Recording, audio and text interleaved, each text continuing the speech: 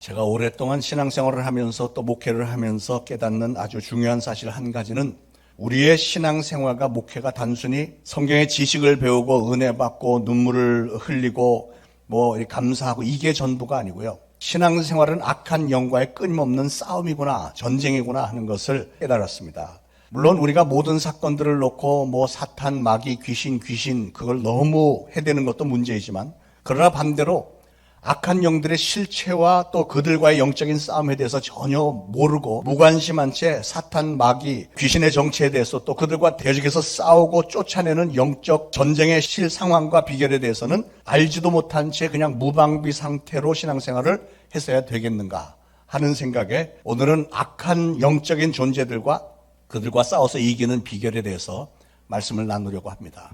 제가 목회를 하면서 많은 사람들을 만나고 그들을 상담을 해주고 기도를 해주면서 우리 인간들의 모습 중에 참으로 신기한 현상을 한 가지 발견했는데요. 그게 뭐냐면 많은 사람들이 평상시엔 아주 온순하고 얌전한데 그렇게 온순하고 얌전한 사람이 어떤 한순간에 그냥 확 돌변하면서 전혀 다른 아주 난폭하고 싸나운 모습을 보일 때가 있다는 사실이죠. 온순하던 남편이 갑자기 막 화가 폭발하면서 집안에 가구를 부수고 책상을 뒤엎고 이렇게 할 때도 있고요. 얌전하던 아내가 갑자기 한순간에 눈에 광기가 번쩍하고 나더니 독을 품으면서 소리소리 막 질러대고, 그런데 그럴 때는 감당할 길이 없죠. 그러니까 한 사람 안에 두 얼굴이 들어있는 겁니다. 어떤 사람은 3명, 4명의 얼굴이 나타나기도 합니다. 그런데 그런 사람은 성품이나 지식이나 무슨 가치관에 문제가 있는 게 아니고요. 그 사람 안에 다른 영들이 몰래 잠입해 들어가서 자리를 잡기 때문에 그 사람의 삶의 여러 가지 모양으로 관여를 하고 있는 겁니다. 성경에 보니까 사울 왕이 평상시에는 멀쩡하게 다윗을 정말 아들처럼 사랑하고 아꼈습니다. 그러나 악령이 그를 사로잡으면 갑자기 옆에 단창을 들어서 다윗에게 던지고 창을 들어서 죽이려고 막 던지고, 나중에는 군사들을 2,000명, 3,000명 풀어갖고 다윗을 붙잡아 죽이겠다고 쫓아다녔잖아요. 오랫동안. 한두 번만 그런 게 아니고 악령이 그를 격동시킬 때마다 그런 짓을 했습니다. 그런데 그런 일들이 오늘날도 실제로 수많은 사람들에게 사방에서 벌어지고 있습니다. 왜 그런 일이 벌어질까요? 심리학에서는 그것을 다중인격이다 이렇게 얘기를 하지만 성경에서는 그건 귀신들이 그 사람 안에 들어가서 그런 일이 벌어지는 거다 이렇게 얘기를 합니다. 한 가지 구분해서 알아야 될 사항은, 우리는 흔히 귀신, 여러분은 귀신 그러면 누굴 떠올리죠? 하얀 소복을 입고 머리를 이렇게 늘어뜨리고 이렇게 서 있는 그런 거를 생각을 하잖아요. 그건 영어로 말하면 고스트라고 하는 거고, 성경에 나오는 귀신은 영어로 디먼, 악령입니다. 악령. 다른 겁니다. 예수님이 많은 기적을 행하셨을 때 따라다니던 사람들 중에 바리새인이 그 예수님의 모습을 보고 저거 바알세불의 힘을 빌려서 하는 거야 이런 말을 한 적이 있습니다. 뭘 제대로 알지도 못하면서 예수님을 비방하기 위해서 그런 말을 한 거죠. 바알세불은 귀신들의 왕인 마귀를 상징하는 건데요, 히브리 말로 파리들의 제왕이다 이런 뜻입니다. 파리들의 제왕. 그러니까 성경에 나타나는 귀신이라고 하는 존재는 영적으로 보면 사람의 형상이 아니고 영적인 똥파리, 아주 저급한 조잡한 악한 영들이라는 것이죠.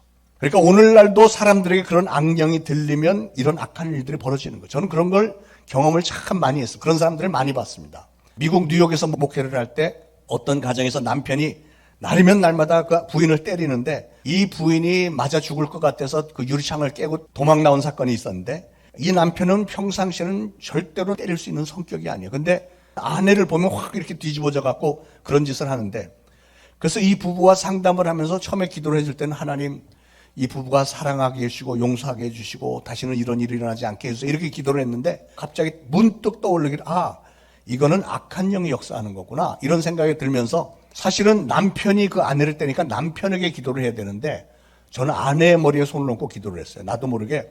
그리고 내가 나사렛 예수 그리스도로 명하노니 남편에게 맞아 죽은 귀신아 이 여인에게서 떠나갈지어다 이렇게 몇 번 기도를 했어요. 그랬더니 확 넘어가면서 입에 거품을 품고 막 소리 질러가면서 떼굴떼굴 굴르고 한참을 그러다가 잠잠해졌는데, 그 이후로는 이 남편이 아내를 폭행하는 일이 없어진 거예요. 신기하지 않아요? 그러니까 이걸 영적으로 어떻게 해석을 해야 되냐면, 어떤 남편에게 맞아 죽은 여자에게 들어가 있던 귀신이 그 여자가 죽고 나서는 이 부인에게 들어온 거예요. 그러니까 이 부인에게, 남편에게 맞아 죽은 사람에게 들어있던 귀신이 들어오니까 이 여자도 그렇게 만드는 거예요. 그러니까 남편은 영문도 모르고 이 아내를 보면 악한 영들의 움직임에 의해서 자기도 모르게 아내를 때리는 거예요. 그런데 그 귀신을 쫓아내고 나니까 이제 그 문제가 딱 해결이 되는 거예요. 그러니까 영적인 세계의 질서를 딱 잡아놓으면 우리 육신의 문제들이 해결된다고 하는 사실입니다. 여러분, 우리의 신앙생활은 그저 말씀을 읽고 기도하고 찬송하고 이게 다가 아니고 우리의 가정과 교회와 사회와 사람들 속에는 끊임없이 우리를 넘어뜨리려고 하는 악한 영들의 역사가 있다는 것을 꼭 아시고, 그러므로 우리는 신앙생활하면서 영적인 전쟁에서 반드시 승리하시기를 축원을 드립니다. 오늘날 교회 안에는 대부분이, 여러분들은 거의다가 예수 그리스도를 믿고 거듭난 분들이지만, 그런데 예수를 믿는 사람들 안에도 마귀의 수하에 있는 귀신들이 그 안에 몰래 잠입해 들어와서 이 사람을 넘어뜨리고 실족시키고, 그래서 인생을 살면서 엉뚱한 짓들을 해갖고 서로 인간관계 망가뜨리고 이리저리 다치고 상처 입고 하는 사람들이 얼마나 많습니까? 그런데 사람들은 대부분 이게 악령들이 그렇게 한 것인지는 모르고 이 사람 자체가 나쁜 자고 이 사람을 미워하고 싸우고 이러면서 결국은 패가망신하게 되는 거죠. 그런 가정들을 상당히 많이 봤습니다. 여러분, 말씀을 들으면서 좀 생각을 해보시길 바랍니다. 혹시 여러분의 마음속에 남편을 미워하는 마음이 있다면 이게 내가 진짜 내 남편을 미워하는 건지, 아니면 우리 부부 사이를 이간질시키는 악한 영이 들어와서 나로 하여금 남편을 미워하는 마음이 들게 만든 건 아닌지 한번 생각을 해보셔야 돼요. 여러분이 교회에 다니면서 신앙생활을 하면서 어떤 경우에 목사님이 싫어질 때가 있다면, 정말 저 목사님이 정말 나쁜 사람인지, 아니면 괜찮은 분인데 나도 모르게 언제부턴가 그냥 싫어졌어. 싫다는 생각이 막 들어. 그러면 이게 내가 진짜 저 목사님을 싫어하는 건지, 아니면 악한 영이 나에게 그런 마음을 주는 건지, 이걸 알아야 됩니다. 여러분이 친하게 지내던 그 어떤 모 집사가 그렇게도 좋은 분인데 어느 날부터 쳐다보기도 싫고 대화 나누기도 싫다 막 그런다면 그 모 집사의 인간성이 갑자기 나빠진 것인지, 아니면 나로 하여금 그 사람이 싫어지도록 만든 마귀의 장난인지를 분별할 수 있기를 바랍니다. 그렇게 분별할 수 있기 위해서는 사람의 생각으로는 그게 잘 안 되는 거예요. 성령님이 도와주셔야 되는데, 그 도움을 받으려면 여러분 성령을 받으셔야 되고, 성령을 받은 중에도 영 분별하는 은사를 받으셔야 돼요. 그렇게 받기 위해서는 여러분이 사모하는 마음으로 하나님 앞에 기도하면서, 하나님 성령을 부어주세요. 성령 충만함을 받기를 원합니다. 영 분별하는 은사를 주세요. 이렇게 기도를 하시길 바라요. 그렇게 해야만 하나님께서 허용해 주시지 않겠어요. 오늘 누가복음 4장 본문에 보면 예수님께서 공생애를 시작하시기 전에 40일 동안 광야에 나가서 금식 기도를 하는 중에 마귀에게 3가지 시험을 받았잖아요. 그 중에 한 가지 시험인데 뭐라고 했냐면, 마귀가 예수님에게 나한테 한번 절을 해봐라. 그러면 이 천하만국을 너에게 다 줄 테니까. 이렇게 얘기를 합니다.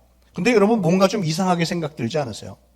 아니, 예수님이 하나님이신데, 이 온 우주 만물을 창조하신 하나님이시고 온 우주 만물이 예수님의 것인데, 마귀가 난데없이 이거 내가 너 줄 테니까 나한테 절 한번 해봐. 이렇게 얘기를 하는데 예수님이 거기에 대해서 전혀 반박을 안 하세요. 왜 그렇죠? 왜 예수님이 반박을 하지 않으셨을까? 왜 예수님은 권리를 주장하지 않으셨을까? 6절에 다시 한번 눈여겨보시길 바랍니다. 뭐라고 했냐면, 마귀가 이것은 내게 넘겨준 것이므로 내가 원하는 자에게 주노라. 하나님이 자기에게 넘겨줬다는 얘기잖아요. 근데 예수님이 거기에 대해서 전혀 반박을 안 하세요. 인정하시는 거예요. 그러니까 성경에 가만히 보니까 성경은 마귀를 가리켜 뭐라고 하냐면 세상 임금, 세상 신, 공중 권세를 잡은 자, 이렇게 표현을 합니다. 그러니까 성경도 마귀가 이 세상을 다스리는 자라는 걸 인정을 하는 거예요. 이게 꼭 뭐 같은 거냐면, 감옥에 가면 한 깜방 안에 한 10명 같이 방을 쓰잖아요. 10명 쓰는 중에서 제일 전과가 많고 제일 힘센 자가 왕입니다. 그 안에서는. 그 누구도 건드릴 수 없는 왕입니다. 그런 원리예요. 마귀가 이 세상에 와서 가장 힘이 세니까 왕 노릇하는 거예요. 그래서 오늘날 이 세상을 한번 돌아보세요. 이 세상이 부조리가 많고 억울한 거 원통한 일이 많고, 왜 이 세상에 그렇게 분열이 많고 싸움과 전염병과 사건, 사고, 죽음, 이런 것들이 왜 그렇게 난무하는가 했더니 결국은 마귀가 그렇게 장악을 하고 있기 때문에 세상이 그렇게 흘러가는 겁니다. 하나님께서 지으신 이 세상에서 누가 주인 행세를 하고 있다고요? 마귀가 주인 행세를 하고 있대요. 기가 막힌 일 아닙니까? 요한일서 5장 19절에도 이런 말씀이 있습니다. 우리는 하나님께 속하고 온 세상은 악한 자 안에 처한 것이며. 그러니까 예수 그리스도를 믿고 따르는 저와 여러분, 우리는 하나님에게 속해 있지만 세상에 믿지 않는 다른 모든 사람들은 악한 자 마귀에게 속해 있다는 거예요. 그러므로 사랑하는 여러분, 이 말씀을 꼭 기억하시고, 우리가 이 땅에서 사는 동안에 우리의 삶의 목적지는 어디냐면 이 세상이 우리 목적지가 아니고 언젠가는 이 악한 마귀가 지배하는 이 세상에서 벗어나서 하나님의 나라로 돌아가는 것이 우리 신앙인들이 사모해야 할 표대라는 겁니다. 꼭 기억하시기 바랍니다. 영적인 전쟁에서 우리 신앙인들이 기본적으로 알아야 될 중요한 사항들이 몇 가지 있는데, 첫째로 마귀가 거느리는 쫄개들이 있어요. 에베소 6장 12절에 뭐라고 했냐면 우리의 씨름은 혈과 육에 대한 것이 아니요. 이 말은 우리의 씨름, 우리가 전쟁하는 것은 육신적인 전쟁이 아니고 정사와 권세와 이 어둠의 세상의 주관자들과 하늘에 있는 악의 영들에 대함이라 이랬습니다. 이게 무슨 뜻일까요? 영어로 보면 조금 더 쉬워지는데 정사라는 것은 rulers, 통치하는 자들, 그리고 권세는 authorities, 권력을 가진 사람들, 그리고 이 어두움의 세상의 주관자들, the powers of this dark world, 이 어두운 세상에서 힘이 있는 자들, 그리고 하늘에 있는 악한 영들, 다시 말해서 마귀와 타락한 천사들, 그런 자들에 대한 전쟁을 우리가 하고 있는 거라는 거죠. 그래서 영적 전쟁의 첫 번째 차원은 지금 말씀드린 그 영적인 권세자들, 이런 능력자들, 힘 있는 자들이 우리의 육신의 눈으로는 볼 수 없는 세계에서 전쟁을 하고 있는 거예요. 하나님의 천사들과 이 마귀가 거느리는 수많은 악한 영적 존재들이 계속 싸우는데 우리 눈으로 볼 수는 없지만, 그래서 구체적으로 어떤 모양으로 싸우는지는 우리가 알 수 없지만, 그러나 성경에 나타나는 영적 전쟁의 모습을 볼 때 우리가 분명히 알 수 있는 것은 그 영적인 전쟁은 항상 벌어지고 있는 아주 치열한 전쟁이고, 또 우리 인간들이 그 전쟁 때문에 많은 피해를 입으면서 살아가고 있다는 사실이고, 그런데 최후의 승리는 반드시 하나님의 영들이 최후의 승리를 거둔다고 하는 사실입니다. 자, 그러면 이 모든 악령들의 두목인 마귀라고 하는 존재는 어떤 존재일까? 성경은 거기에 대해서 뭐라고 얘기를 할까? 성경 여러 군데 마귀에 대한 얘기들이 있지만 마귀의 기원, 처음에 어떻게 해서 생겨난 거에 대해서는 이사야서 14장과 에스겔 28장에 상세하게 설명이 되어 있습니다.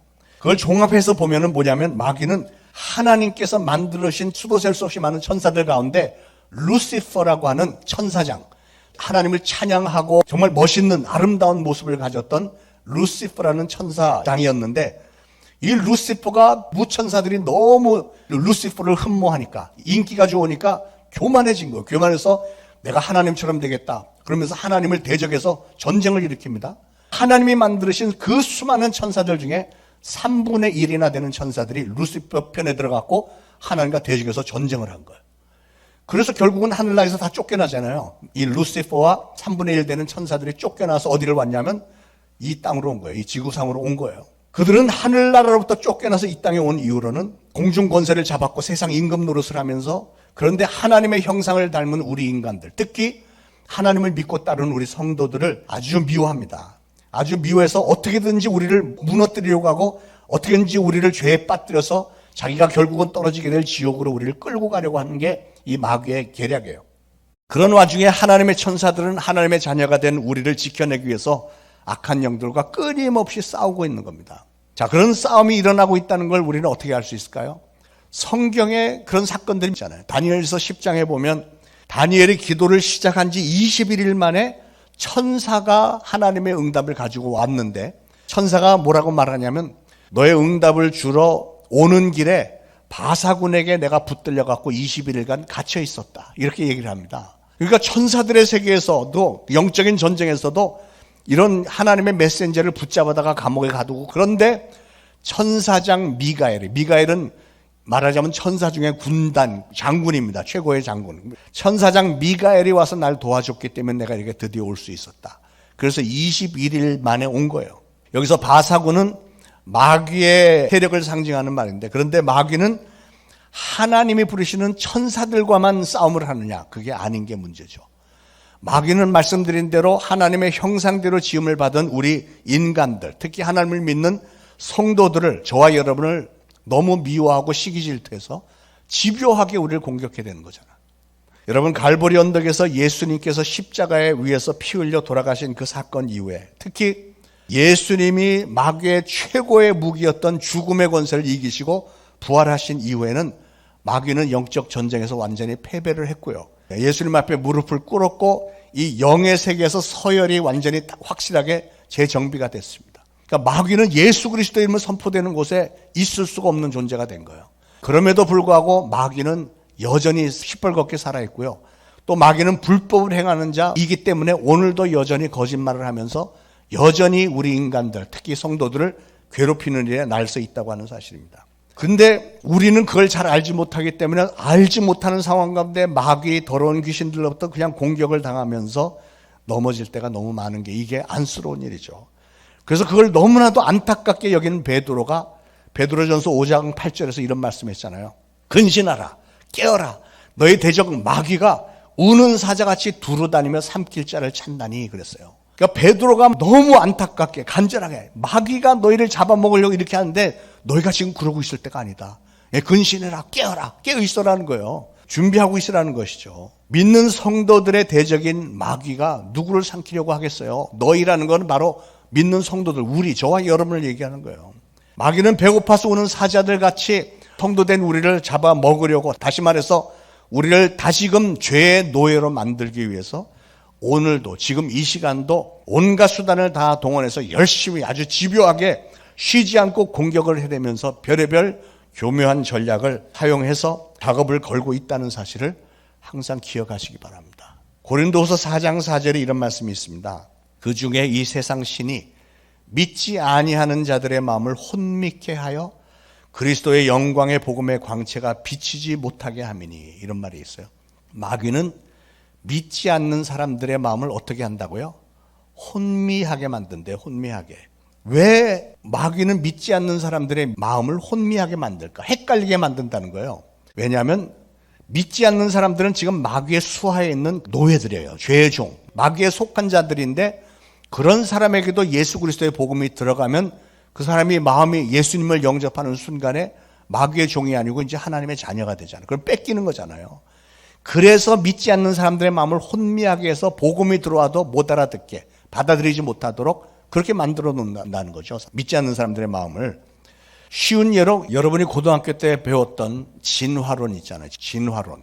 찰스 다윈이 1850년경에 The Origin of Species, 종의 기원이라는 책을 내놓아서 아주 혁신적인 인기를 얻었고, 그 이론이 지금까지도 진화론의 기본적인 원리가 되어 있는데요. 기가 막힌 사실은 그 진화론이 마치 진리인 양 150년 동안의 교과서에 실려 있었다고 하는 사실이죠.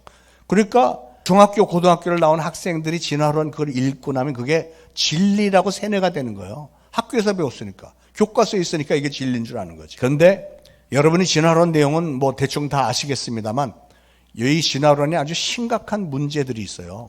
그 이론에 의하면 원래 아무것도 없던 세상에, 혼돈과 공허, 아무 생명체가 없던 세상에 어느 날 뭐가 꿈틀하더니 뭐가 움직이기 시작했다, 이렇게 시작하잖아요. 그래서 세월이 오래 지나고 나더니 아메바가 생겨서 이렇게 움직이고 꿈틀거리면서 이렇게 움직이고 하더니 점점 고등동물로 진화가 되어서 막 금붕어도 나오고 개도 나오고 막 진화가 됐다는 얘기 아니에요. 그런데 상식적으로 생각을 해볼 때 여러분, 아무것도 없는 데서 생명체가 생겨납니까? 이런 얘기를 하면 예, 겨울에 뭐 이제 다 죽었다가 봄 되면 풀들이 막 나고 꽃이 나잖아요. 이렇게 얘기하잖아요. 그건 아무것도 없는 게 아니고 이미 다 뿌려져 있는 거잖아요. 씨들이. 당연히 올라오죠, 그건. 근데 아무것도 없다는 건 완전히 창세기 이전의 상황을 얘기를 하는 거예요. 그런 데서 무슨 생명체가 생겨납니까? 생명이 없는 데서 생명이 날 수가 있어요? 없죠. 그거부터 그렇고, 그리고 생명이 번식이 되기 위해서는 암놈과 순놈이 있어야 되잖아요. 예를 들어서 암놈 금붕어가 개로 진화가 되는 과정을 한번 생각을 해보자. 개로 진화가 되기 위해서는 금붕어에서 곧바로 개가 되는 게 아니고 금붕어에서 뭐가 조금씩 이렇게 다리가 4개 나오고 개꼬리가 나오고 뭐 이렇게 해서 점점 커지면서 개가 되고 뭐 이렇게 설명들을 하잖아요. 자, 그러면 만약에 연못에 물이 완전히 거의 바짝 말라서 이제 금붕어가 살 수 없으니까 어느 날 새끼를 낳는데 금붕어가 이제 개가 되기 위해서 다리가 4개 달리고 꼬리가 달린 금붕어가 낳았다고 한번 생각을 해보세요. 만약에 그런 일이 있었다면 그래도 그 금붕어가 번식할 수 있겠어요? 번식을 하기 위해서는 순놈 금붕어 중에 똑같이 다리가 4개 나고 꼬리가 달린 애가 나와야 둘일 사이에서 새끼가 날 수 있지 않겠어요? 그러면 동일한 시간에 같은 장소에 얘들이 만나갖고 눈이 맞아갖고 교배를 하고 해서 새끼가 나오고 그런 일들이 계속 반복이 돼야만 마침내는 개새끼가 나오는 거 아니에요? 개새끼가. 예. 자, 그런 일들이 반복되면서 금붕어가 개로 진화된 게 사실이라면, 그렇다면 지금 이 순간도 지구 한 구석 어디엔가는 금붕어가 개로되는 과정 가운데 금붕어인데 다리가 4개 달리고 꼬리 같은 모양도 있는 애가 발견이 돼야 될 거 아니에요. 그런 게 있어요? 없잖아. 가능성이 1도 없는 얘기입니다. 여러분 평생에 금붕어가 다리 달린 거 본 적 있어요? 없습니다.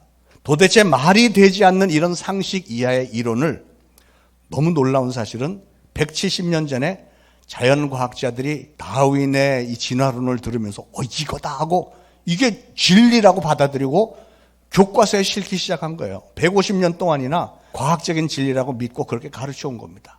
미국에서는 제가 기억에 한 20여 년 전에 이미 이거는 절대 있을 수 없는 허구다 하고 교과서에서 다 빼버렸습니다만, 여러분 생각을 해보세요. 이 어마어마한 규모의 이 우주 만물이 완벽한 질서 가운데 지금 이렇게 돌아가고 있잖아요. 이런 완벽한 질서가 어디 있습니까? 예를 들면 우리는 이 태양 열과 빛을 통해서 우리가 생존하는 거 아니에요. 만약에 태양이 식어버리면 우리는 생존할 수가 없죠. 그런데 이 과학자들, 진화론자들에 비하면 뭐 태양 이런 우주 만물이 뭐 몇백만, 몇억 년이다 그러면 그 뜨거운 태양이 왜 식지를 않죠? 모든 거는 식게 돼 있습니다. 뜨거운 게 세월이 지나면 점점 식어서 차가워져야 되는데 태양은 그 오랜 세월이 지나도 식지 않습니다. 하나님의 어떤 방법으로 우리 지구에 이런 환경을 공급하기 위한 태양이 열도 식지 않고 지금 계속 그러고 있는 거예요. 이게 과학적으로도 잘 이해가 안 되는 거지만 하나님이 그렇게 만드신 거죠. 이런 굉장한 우주의 질서가 하도 세월이 오래 지나다 보니까 우연히 이렇게 만들어졌다, 이렇게 믿는 게 타당합니까? 아니면 누군가가 초능력을 가진 그 어떤 분이 다 디자인하고 설계해서 이렇게 만드신 거다, 이렇게 믿는 게 더 타당합니까? 당연히 누가 만든 거죠. 만들지 않았는데 어떻게 이게 계란을 한번 계란을 깨뜨려 보면 계란 안에는 물방울 노란 거 동그란 거 하나 하고 투명한 물이 이렇게 액체가 같이 이렇게 섞여 있습니다. 거긴 다 그냥 물컹물컹한 액체예요, 액체. 그런데 그 계란을 이 닭이 21일 동안 품으면 그 노란 물에서 갑자기 딱딱한 부리도 생겨나고 눈이 생겨나고 신경조직, 뭐 근육들, 뭐 소화기관 다 생겨나요. 21일 동안 그 다 생겨나고 생명체가 그 계란 안에서 나오는 게 이게 과연 우연히 저절로 될 수 있는 일이냐고요. 하나님이 만드셨으니까, 그렇게 만들고 디자인을 하셨으니까 그런 일이 벌어지는 거죠. 여러분, 아기가 태어나는 것은 저는 기적 중에 기적이라고 생각합니다. 어떻게 아빠와 엄마가 잠 한 번 잔 일밖에 없는데 9개월 반이 지나면 엄마 아빠를 조금씩 다 닮은 아기가 태어나냐 말이죠. 너무 신기하지 않습니까? 그런데 만약에 그런 일이 그냥 우연히 벌어진 일이야, 우연히 그냥 오랜 세월이 지나니까 그렇게 되더라, 이게 말이 되는 얘기냐고요. 지성이 있는 사람이냐, 머리가 있다면 이건 누군가가 디자인하고 설계하고 만든 거다, 이게 상식적인 거죠. 어째서 온 우주의 질서와 모든 생명체의 질서가 전지전능하신 하나님께서 디자인하고 만드신 거다라고 사람들이 왜 믿지를 않습니까?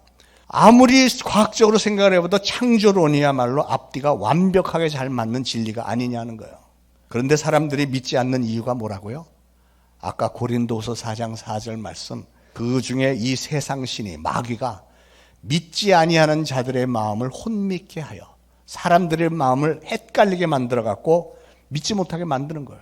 여러분, 마귀는 얼마나 교묘한 자인지 마치 최면수를 걸듯이 믿지 않는 사람들의 마음을 그렇게 확 사로잡아 갖고 하나님을 믿지 못하게 만드는 거예요. 오히려 이단들에는 쉽게 믿습니다. 보세요, 이단에 빠진 사람들을 얼마나 헌신적이고 추종을 합니까?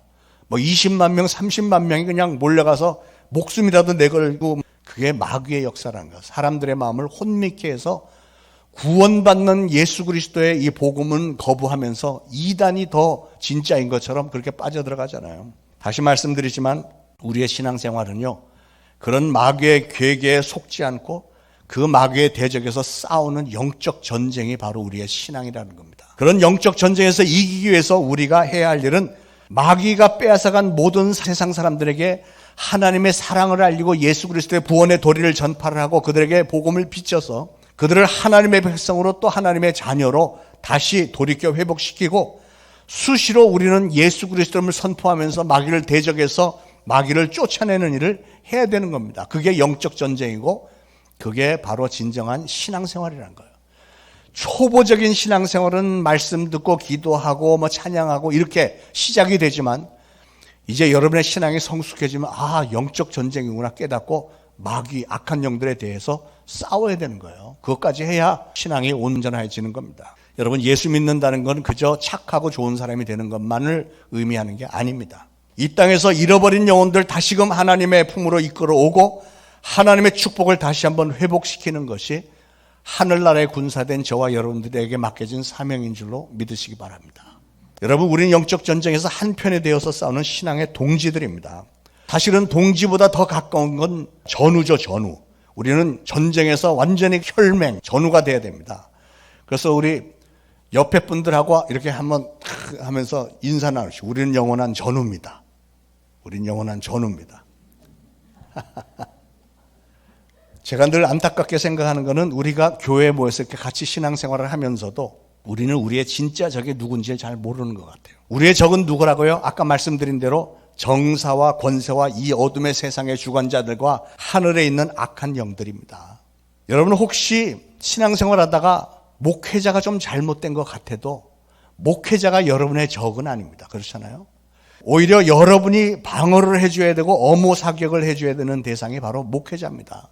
성도들끼리도 우리가 모두가 다 전우라고 생각을 하신다면 우리는 서로 사랑하고 지켜주고 엄호해주고 막 이런 거를 하는 게 그게 바로 우리 신앙의 공동체가 돼야 되잖아요. 만약에 우리가 재직회 같은 걸 하면서 의견 충돌 때문에 서로 언성을 높이고 막 절대 아니라고 막 씩씩거리다가 끝나고 나가면서 그 이후로는 얼굴도 쳐다보지 않고 원수처럼 지낸다? 그게 뭐 하는 거예요? 우리가 군대에서 훈련을 받을 때 상사가 아랫사람을 막 때리기도 하고 이렇게 하지만 전쟁이 터지면 나를 때렸던 상사하고 같은 편입니다. 전쟁이 났다고 해서 평상시에 나를 힘들게 만들었던 내 상관을 총으로 쏴요. 그러면 우린 지는 거죠. 우리는 전쟁에 나가는 전우이기 때문에 한 팀입니다. 예수 그리스도 안에서 한 팀이 돼야 되는 거예요. 우리는 영적 전쟁에 임한 전우들입니다. 그렇기 때문에 우리는 서로를 지켜줘야 되는 거예요. 다시 한번 인사하실까요? 다시 이렇게 하면서 내가 당신을 지켜주겠어. 내가 당신을 지켜주겠어. 자, 그러면 우리가 어떻게 지키고 어떻게 싸워서 이길 수 있을까요? 창세기 3장에 보면 에덴 동산에 뱀이 들어와서 하와를 유혹해서 하와가 선악과를 따먹는 장면이 있잖아요. 문제는 마귀가 뱀을 가장해서 에덴 동산에 들어와서 하와를 유혹을 해서 넘어뜨리려고 하는데 하와는 그 뱀이 마귀인 줄도 모르고 친구인 줄 알고 다 터놓고 얘기를 합니다. 여러분, 여러분의 삶에 어떤 사건이 터졌을 때 그 문제들의 상당수는 사실은 여러분의 삶을 파괴시키고자 하는 악한 영의 공격일 수도 있다는 사실에 경각심을 좀 가져야 될 필요가 있습니다. 그런데 불행하게도 하와는 뱀에 대해서 전혀 무방비 상태였기 때문에 당한 거예요. 하와가 실패했던 이유를 잘 깨달으면 우리가 영적 전쟁에서 이길 수 있는 방법을 알 수 있습니다. 아담과 하와가 마귀의 공격에 넘어가서 패망할 수밖에 없었던 중요한 이유 한 가지가 있는데, 성경을 아무리 들여다봐도 아담과 하와가 하나님 앞에 기도했다는 얘기가 없어요. 기도했다는 얘기가.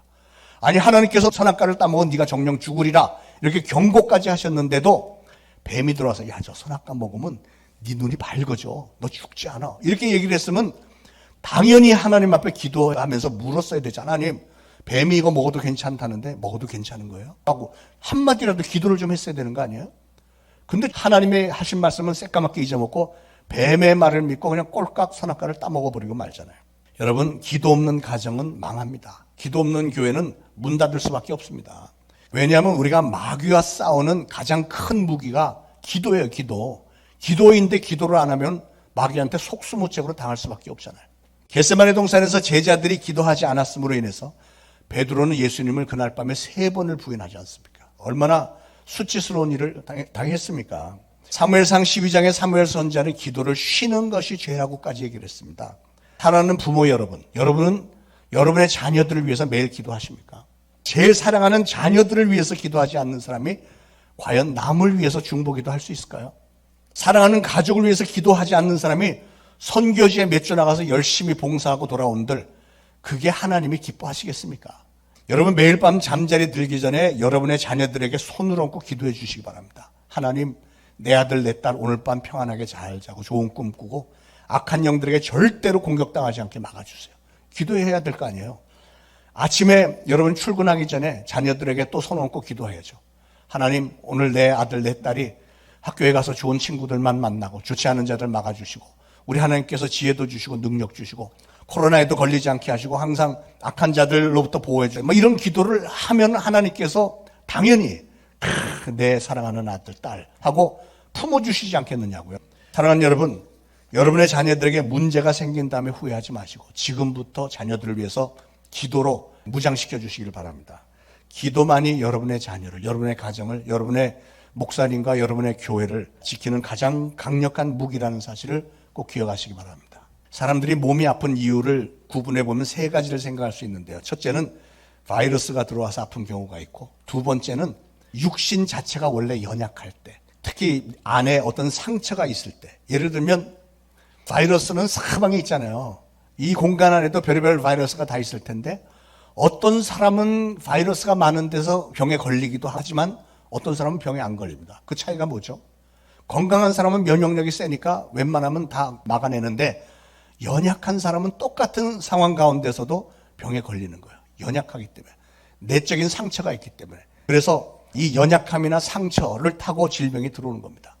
세 번째 몸이 아픈 이유는 마귀의 역사입니다. 마귀의 역사로 아픈 경우는 사실은 고치기가 제일 힘들면서도 사실은 또 제일 쉽습니다. 고치기가 힘든 이유는 의사들이 볼 때 왜 이런 병이 걸렸는지 원인을 알 수 없고 원인을 알 수 없으니까 처방을 할 수가 없는 거죠. 그러나 우리 믿는 성도들에게는 예수 그리스도를 선포하면서 더러운 귀신아 떠나갈지어다 하면 끝나는 거니까 제일 쉽죠. 뭐 약값도 들지 않고 그냥 몇 초, 몇 분이면 치유할 수 있는 거잖아요. 사랑하는 여러분, 우리의 가정생활과 우리의 신앙생활은 영적인 전쟁입니다. 우리 주변에는 우리를 넘어뜨리려고 하는 마귀와 그가 다스리는 악한 영들, 정사와 권세와 어두운 세상의 주관자들과 하늘의 악령들이 득실거리고 있다고 하는 사실을 꼭 기억하시고 그 악한 영들과의 싸움에서 절대로 넘어지지 않도록 그들과의 싸움에서 항상 승리할 수 있도록 항상 하나님의 말씀 위에 서시고 늘 기도하는 생활을 하시면서 예수 그리스도의 이름을 항상 힘있게 선포하시면서 악한 마귀를 대적하심으로 영적 전쟁에서 날마다 승리하시기를 예수 그리스도로 축원을 드립니다.